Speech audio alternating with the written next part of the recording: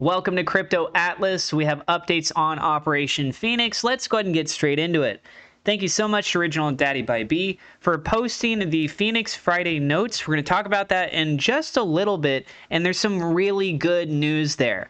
We do need to address the elephant in the room, though. So let's go ahead and move over here to the price chart. As you guys can see, the price took quite a drop. Now you'll see that in the last 24 hours, it's down about 26.48%, which is a substantial drop. $67,000 in trading volume on PancakeSwap, $25,000 on the buy side, $41,000 on the sell side. We're talking about a difference about $15,000 more on the sell side. So what I went ahead and did is I filtered this off of $1,000 transactions or higher. And lo and behold, I noticed some things. And I want to point this out to you guys. So yes, there is quite a bit of money that's $1,000 or more in single transactions that took place.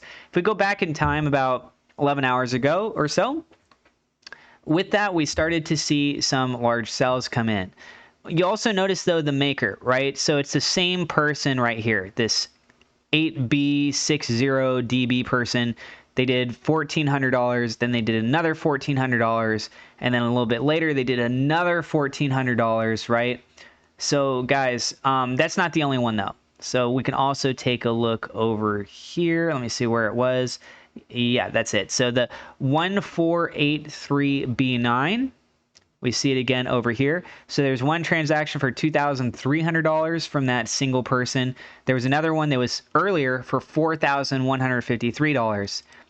And remember, like, this is after other people had already started to sell 142,500 tokens, substantial amount, 95,000 tokens, 95,000 tokens. So there were some huge whales that decided to go ahead and bounce. And that stuff happens. Should you worry? Let me share my thoughts on this. When we go over the Phoenix Friday notes, one of the things we're going to be talking about is the Ethereum announcement.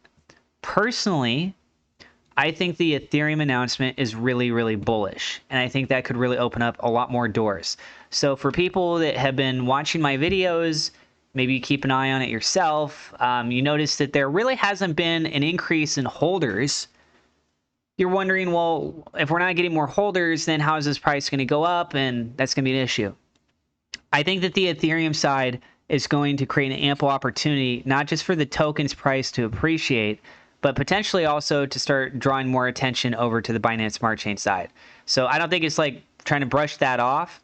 We'll explain more about that in just a little bit. So I also want to point out to you guys on the price chart here, we see the price drop to 0.0239 cents. So yes, it is below 3 cents. In fact, it's getting closer to that 2-cent range. It's not ideal, right? And we have that Fibonacci retracement level, 0.02316. It's really, really close on that. But that is a huge drop that took place, and it was from these whales. So currently where the price is, the last time we saw this was back on February 2nd. That was the second day of the token's existence. So it took a significant dip right here.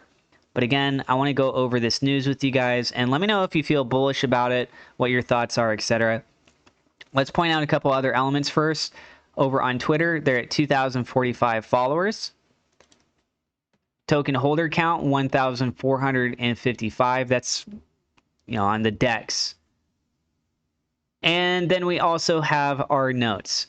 And before I get into that, just want to tell you guys about Margex. I've talked about this a lot. Look, if you're trying to leverage trade, you want to try and maximize your profits as much as possible, you can check out Margex. I think that those of you that are watching my video right now have heard me talk a lot about this in past videos, so I'll keep this one really, really brief. There's no KYC. You buy crypto on their platform directly. You can copy trade. Also, you can do staking options. If you use my referral link, you can get up to $10,000 in bonuses. And there you go. So let's go ahead and move over here to the notes. So Joe kicks off talking about the SafeMoon auction, how SafeMoon was sold for over $1 million. I thought it was $500,000. The Operation Phoenix team put in a bid, which was over $100,000, but it was not enough.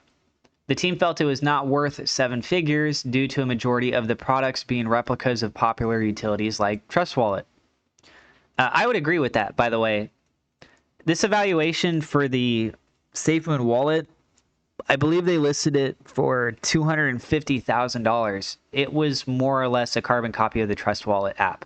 And when I say more or less, it's because when it was first released, people looked at the code behind the wallet and it literally had instances where it said Trust Wallet within the actual coding. So it was updated later on, sure, but worth $250,000? Not in my opinion. Sean discussed the PvP partnership.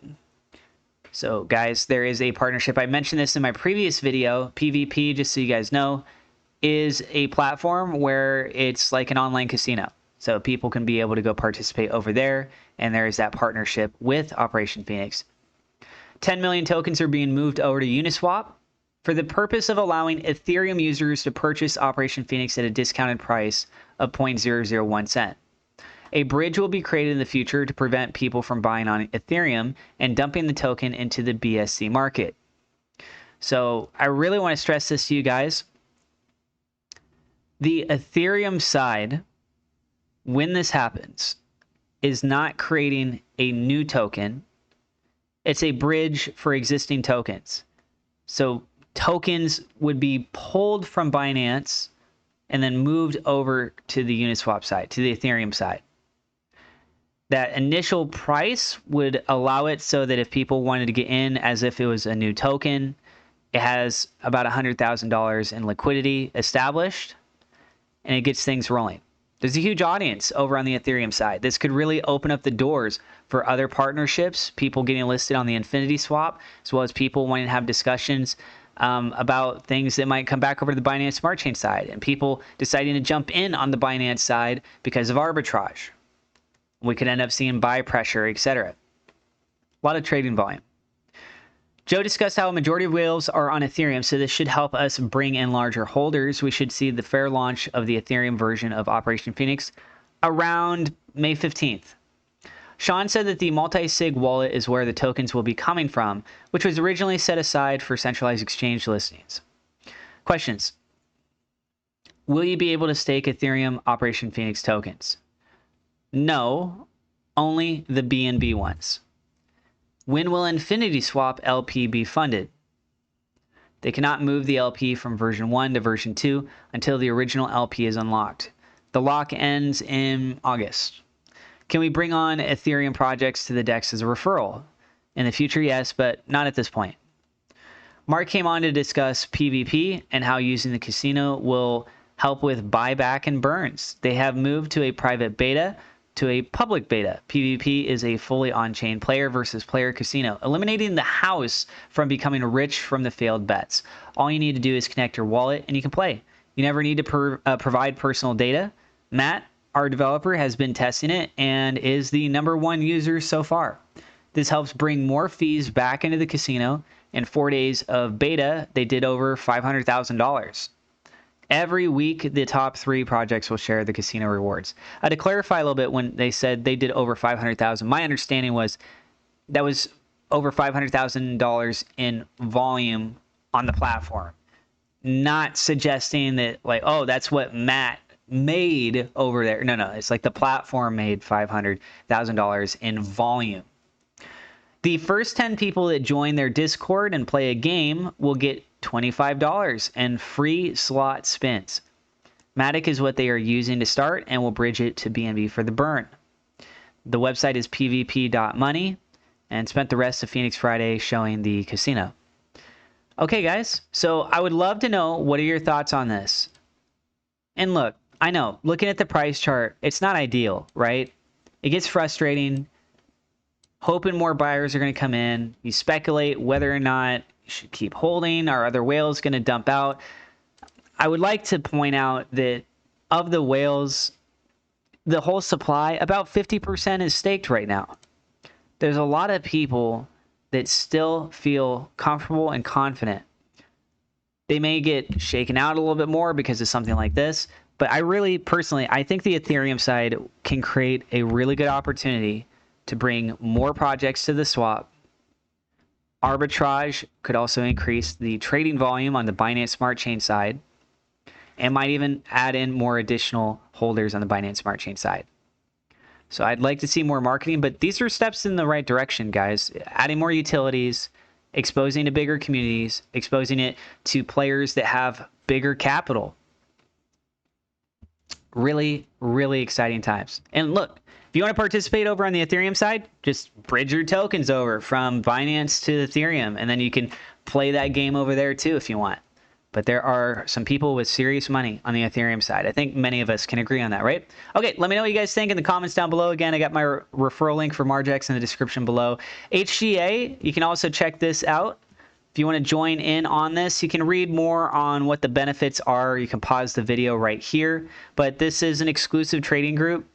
There are quite a few people that decided to join in on this. 2,183 members. That's what I got for you in this video. Thank you so much to my personal Patreon supporters. Double shout out thank you to Victor Vegas and Worlds of Rizvi for being higher level patrons. Thank you to my YouTube members for your support as well. God bless. We'll see you in the next episode.